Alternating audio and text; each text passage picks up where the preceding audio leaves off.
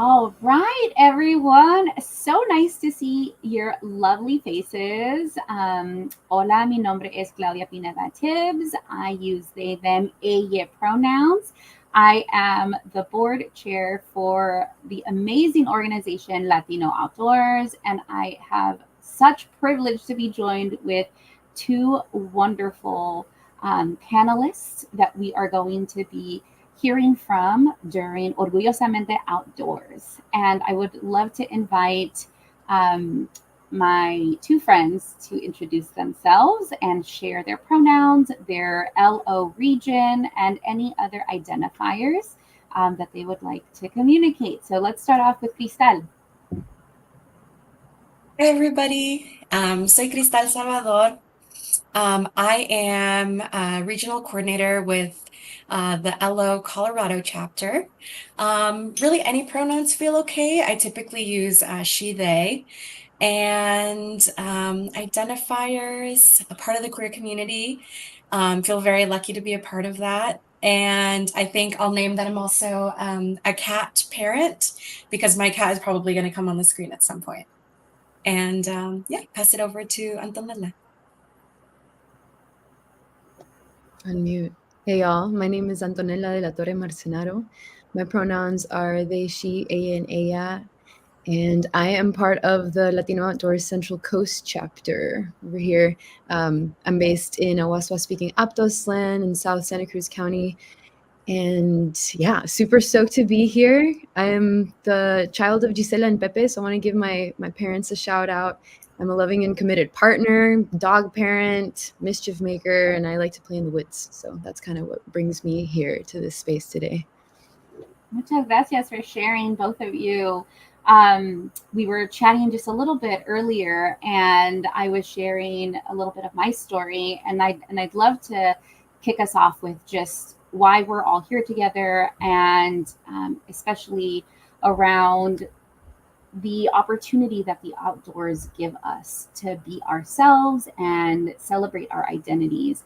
What I was sharing with Cristal and Antonella is that I grew up in Southern California, in LA, in Southgate, to two immigrant parents from El Salvador. And the outdoors were such a special place where I would see my parents be themselves and not worry about all of the pressures of providing for their three kids. And we would go to Lake Paris and have our carne asada and our barbecue. This was before I became a vegetarian. But we also would go down to Ensenada, Baja California. And as somebody whose full-time job is ocean conservation and sustainability, I still carry that affinity for the ocean and the coast in my heart and in my everyday being. But I feel as though my parents in particular really instilled in me that nature can be a place of reflection and fun and respite and solidarity, but also community. And I feel as though that's something that LO really embodies. Latino Outdoors is an organization that is extremely near and dear to all of our hearts. And being able to truly be ourselves in the outdoors allows others to feel inspired and connected and engaged to nuestra cultura and comunidad and familia. And that's part of an outdoor narrative that we feel is extremely important, that celebrates our history and our heritage and the leadership that so many gente in the Latina community have been a part of. So we thank you for being here. Thank you for letting me share a little bit about my story. And I would love to transition into how you have created opportunities to celebrate being orgullosamente outdoors. I will pass it off to Antonella this time first.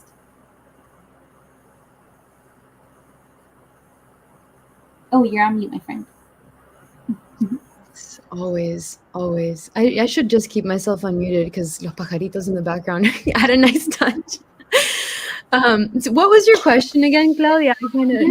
What's your favorite way to celebrate, or do you have any traditions that you have that allow you to be orgullosamente outdoors? um, I hope response is welcome, but I like going birding and hiking, laying in the sunshine, hanging out with my doggy, dunking in fresh water, going on bike rides, and really all of the things that I can engage with either in community or by myself. Just by existing, lo hago con orgullo. So I guess um, not necessarily, of course, community events are super important to me, and also like feeling safe enough to show up authentically in space makes a huge difference. So fortunately, I have a privilege to live in a community that is supportive and nurturing, and I think that that is really the key for co-creating spaces where we can be orgullosamente outdoors. So if that makes any sense. Yeah, makes a lot of sense. Thank you for sharing that. And I love that, you made that connection and that tie to the community that you are a part of, and being able to live authentically, I think allows for community to see all of those multifaceted parts of you and embrace you. And I know that some of us have extreme privilege in the fact that we can be fully out as ourselves, and for some folks, maybe where they live, it's still not a safe. It poses a safety risk for them. So I really hope that at least in this virtual community, we're letting folks feel like they are a part of this family and that they can be themselves right now. Cristal, how about you? How do you like to celebrate being orgullosamente outdoors? Yeah, I think I very much resonated with what Antonella had shared of like, I'm able to be orgullosamente outdoors when I really feel like I can show up as my full authentic self. And similar to what you named, Claudia, just like being very like out. I don't have to like hide elements of who I am as a person. And I loved the phrase or word that you use, Antonella, of co-create. And it very much is like something that I see happen a lot and feel a lot, especially within like the Latino outdoors community. So big fan of those like community events where we can get together. It's like so takes me back to like my family being at like local parks and doing la carne asada. And I think very similar to what you had described earlier, Claudia, my family, I also knew like, often didn't really feel like they fit into society in a very like traditional normative, like American way.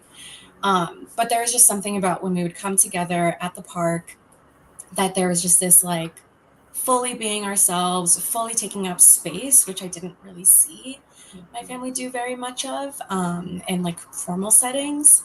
And that was really beautiful. Yeah, and I think as I've gotten older and like come more into my own queer identity, it's been just like such an affirming space for me to just remember like I can show up in whatever way, I can present outwardly in whatever way. Like, I don't need to look a certain way to be queer. And that is just like part of like the dynamic human experience. And so, yeah, I think I can be orgullosamente outdoors, like by owning who I am and just really holding so much pride in that. And also co creating space with my community. I love that, Cristal. That's beautiful.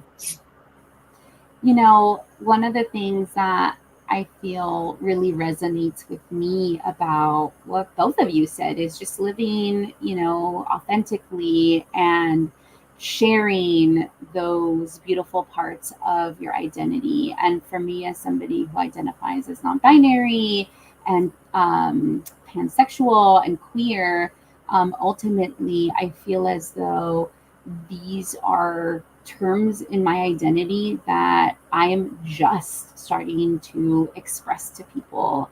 And it's because I've given myself the opportunity to reflect and to think really deeply about how I show up in this world. and to be that authentic person who is proud of all of those parts of my own identity. I think you feel that and you resonate that, and it draws community.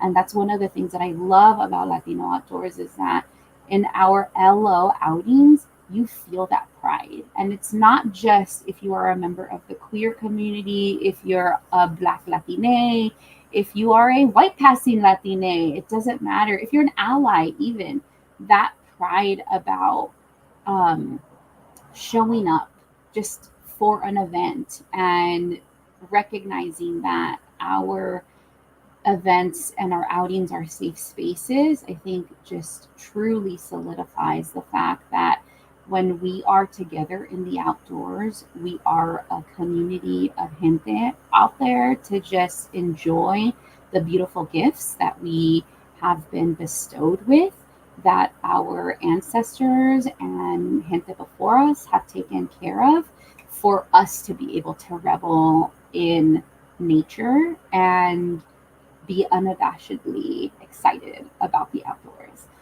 So I am loving everything that I'm hearing. And I'm curious if we transition to another question, kind of at the heart of what this conversation is really about today, right? Orgullosamente Outdoors. We could have called this Pride in the Outdoors. We could have used the term pride, right? But we specifically used orgullosamente because it's a part of the language that helps bring us together. So, what exactly does orgullosamente outdoors mean to you? Would anybody like to start?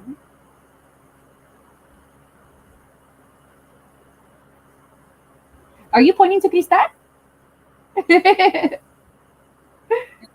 And Lala, I totally was going to answer. Yeah, I think, yeah, Orgullosamente Outdoors, I think it's very similar to like what I had shared earlier, along the lines of feeling like really authentically myself. And I'll also name that I love getting to celebrate with other like Latine folks who are also like somewhere on like the queer like journey spectrum, however you want to name it. Because I think especially like in the culture that I grew up in, my family was very religious. I grew up in this like very gendered way, and there were very like specific expectations for me as a person. And I think that made it difficult to really figure out who I was and to know that I was okay in whatever way I like showed up in the world. So being able to celebrate and have orgullo with the Latina community, also with a ton of folks who are queer and have that identity, the intersection, and just like the shared understanding of what that experience can be like. Because of course we all have different experiences, but there are, I think, some underlying societal like pressures or expectations that has just been so wonderful to like really feel like I am with people who understand me and understand where I come from. And I think ultimately who just participate with me and feeling just like so much joy. So I really, yeah, value that I have found so much of that community, especially through Latino Outdoors. I'll go ahead and answer real quick. Orgullosamente Outdoors means a lot of things to me, including a lot of what you shared, Cristal. I would also add that for me, it also comes with a sense of responsibility. For me personally, having dominant identity markers as well, knowing that I have the privilege of being creative with the ways that I navigate the world in ways that like a lot of my loved ones don't, because of systems of oppression. Like we can just name that. Um, then for me, that sense of responsibility is like, okay, orgullo, like power in numbers, like being together. How do we mitigate harm when it does happen? How do we slow things down and celebrate the joy that comes with it? So it's like a both. It's like a both and to me. Thinking a lot about young queer and trans people in not only in the Latinx community but at large that are being targeted in so many ways, either subtly or very overtly, and just recognizing that with orgullo, with my positionality and dominant identity markers comes a lot of responsibility within the communities that I take part in. So that's kind of what's alive in my heart right now. I want to share. Wow, that was so deep, Antonella. And I feel like everything that you just hit on is so important because we know that celebrating our identities, especially as folks who have been pushed to the margins, who have been othered in the past, who haven't always felt welcomed, and because of those systems of oppression, have purposefully been excluded from being able to be ourselves in those spaces. Really, like you said, celebrates at the essence what pride is about. Pride is an act of visibility and solidarity. And it's also, you know, especially this month, people might be seeing a lot of things that say the first Pride was a riot. And it's true. Being able to stand up and say, I am not going to continue to be a part of systems of oppression, and that I'm going to stand up and I'm going to make a statement either by wearing something, being in a space authentically as myself, is a true act of resistance. And it's so beautiful that I'm hearing the both of you say those things, and that as board chair of this wonderful organization, I also hear that from so many of our leaders, and I hear that happening in so many of our regions where LO serves communities. And for me, it feels even more prideful to be in this space with you all. Um, and I'm wondering, there might be some folks who are tuning in from places of influence, maybe companies who are also there to support access to the outdoors, or maybe there are policymakers or advocates or just gente who want to know a little bit more about how they can be allies in supporting folks to be and to feel safe in the outdoors. What do you think are some basic guidelines and 10 years and tenements that folks can consider implementing in either events that they host or when they are out in the outdoors, just to make sure that risk is mitigated, it's lowered, and that they can help create those safe spaces for folks? Do y'all have anything that you really like to do, or things that you've been wanting to try, things you've seen modeled? Peach is coming. She's going to share something. I don't know what it's going to be, but she's an orange cat, so it's probably going to be food related. I do think that, centering community around food is not a bad thing. But what do you all think? Antonella seemed like excited, so I can. You want to go? Yeah. Gracias, Cristal. Gracias, Claudia. There are a few different approaches, I guess. If I just think, for me, I can only answer for myself and the institutions that I take part in. But for me, it's about checking, okay, where do I have direct influence? If I am somebody who is the leader of an institution, of an organization, or am I putting on an event, that's a position of power. So acknowledging that. And if I have influence over policies, whether that's creating or actually enforcing anti-discrimination policies, that's a role that I can take. If I have influence, like through socioeconomic status, how am I using monetary resources in order to create changes on large scale levels or small scale levels. But for me, in the roles that I play, when I'm putting on events or leading groups or anything like that, I'm very intentional about the spaces where we hold events. So I wouldn't take people to a place that I've never been to, or where they might be at an increased risk of harm, of experiencing harm with either the folks in surrounding communities.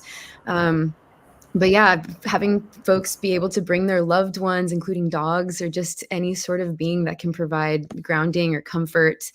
And yeah, I mean, I establish community agreements with groups that I work with, and this can be really challenging with one-off events. But I think that's the beauty about continuing to cultivate community, no?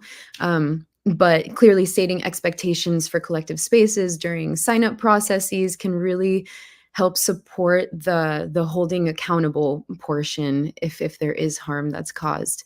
Again, advocating within the institutions that we take part in, and if there is like a sense of like, oh, I can't change this big scale thing, what can I do on a grassroots level on the ground? And mitigating harm looks different for everyone. I mean, and everyone has different levels of comfort when facing racism or violence against trans folks or homophobia, and confronting these issues can come with significant consequences. So recognizing when it's more dangerous to stick around or engage further is unfortunately a realistic consideration.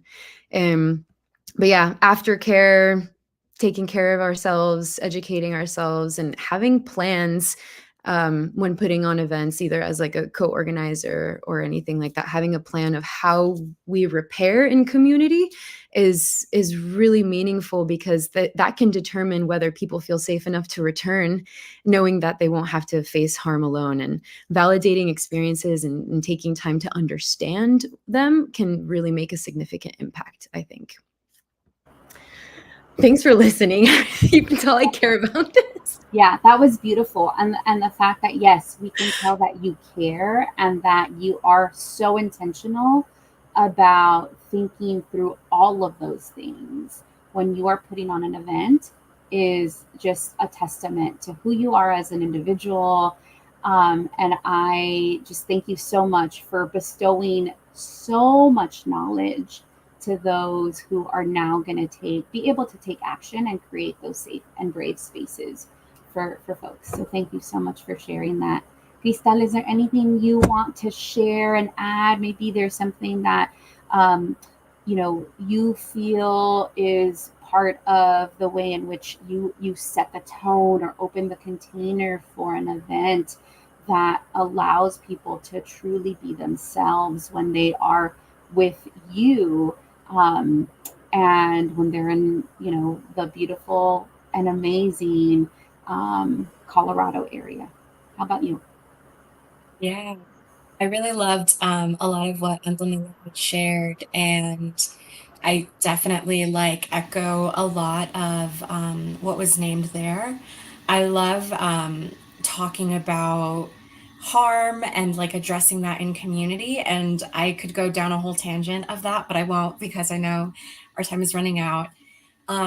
Yeah, what I'll say about that is like the importance of being a safe person in the sense that people feel comfortable giving you feedback and you taking that in. Yeah, having the opportunity to acknowledge harm and not minimize what people have shared. I really loved that you named that, Antonella. Um, and yeah, really, I think considering the positions of power that we hold that you named and like bias that we might hold. I loved that you mentioned, Antonella, like considering what areas we're going to be in. And I definitely, will be very forthcoming with people of like, we're going to go to this specific area.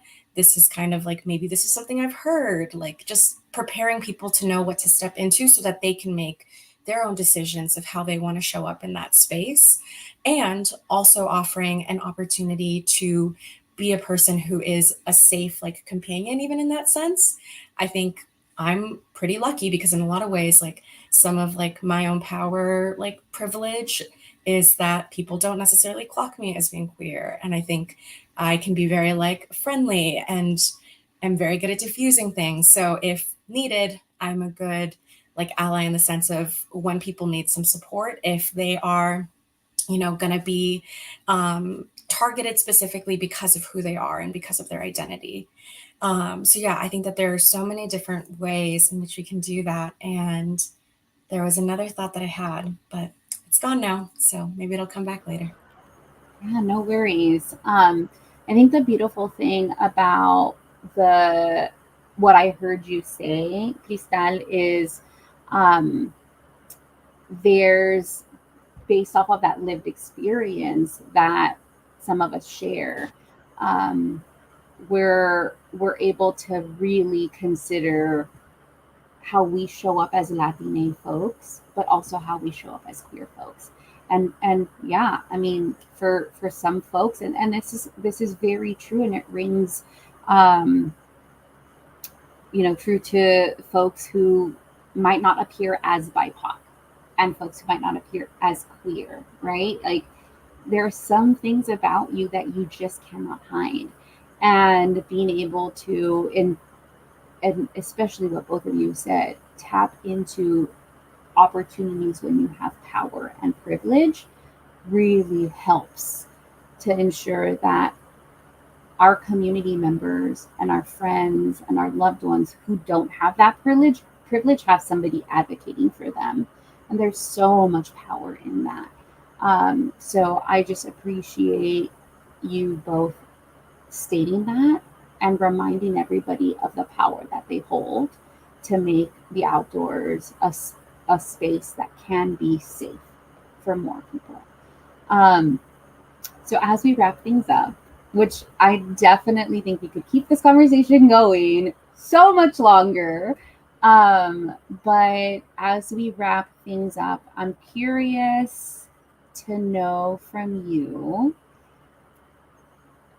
how you plan on honoring yourself after this conversation. So the fact that, yes, this is a conversation entre amigues, right?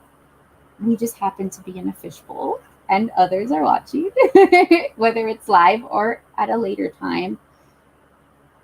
I think it's good for us to also model that when we are putting ourselves out there, we might also need to step back and reflect, and in some cases, either honor that we put ourselves in that brave space or honor what we feel like we need to hold sacred about our identity or that ritual of sharing who we are.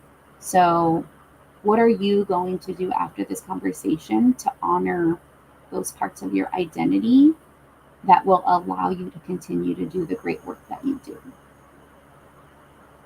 ¿Quién quiere ir primero? Claudia, would you like to go first? You Oh just my held the space down. Yeah. Okay, let's see. I am going to take a few minutes to center myself as I transition into my, everyday work. But I am going to take my dog for a little walk just so that I can get into the outdoors. For me, that's going to be my neighborhood right now, but I know that there are birds that I'm going to see and hear.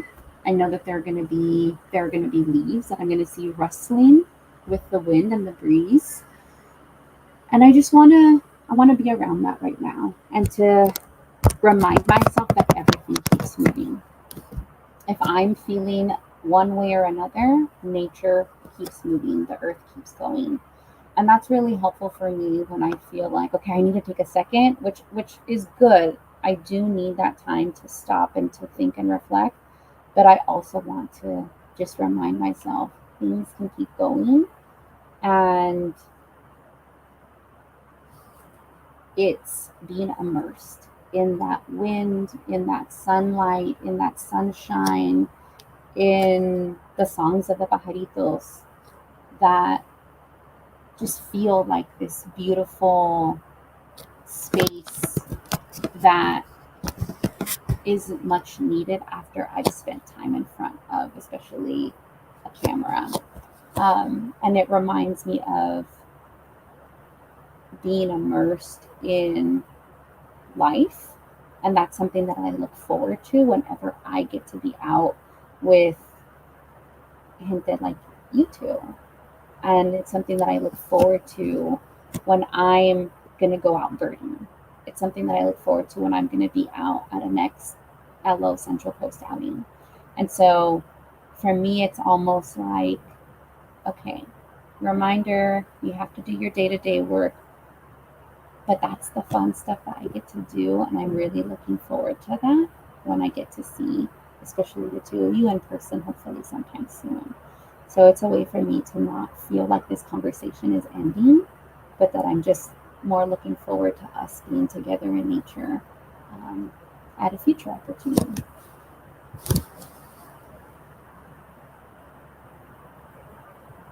Cristal? So sweet of you, Anthony, to be here first.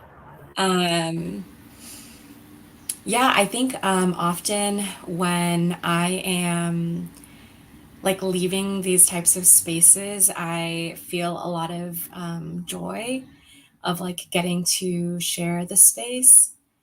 Um, I also definitely, I mean, Pride or the whole like month of June when I'm celebrating being orgullosamente like in my life and just like the whole month of Pride typically tends to be like a time with many mixed emotions because I get taken back to like my experience as a young queer youth and what that was like, knowing that that's going on in many different communities where queer youth are being affected by a lot of policies. So I'm feeling a mix of emotions. And yeah, I think very similar to Claudia, I will be taking some time afterwards, doing some self care. I really need to take a shower, so I'm going to shower. um, yeah, and then just take some time to enjoy some lunch and yeah, just appreciate the time that I got to spend with you both. Yeah, this super sweet getting to be in this space with both of y'all. I really appreciate the opportunity to get and have this start this conversation, no, because this is always ongoing and a process.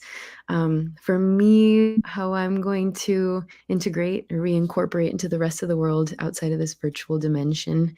I am going to probably usually what I do is like I shake a little bit and then I lay horizontal and breathe. Y después me voy a hacer un cafecito because it's time. It's cafecito time. Yeah. I love it.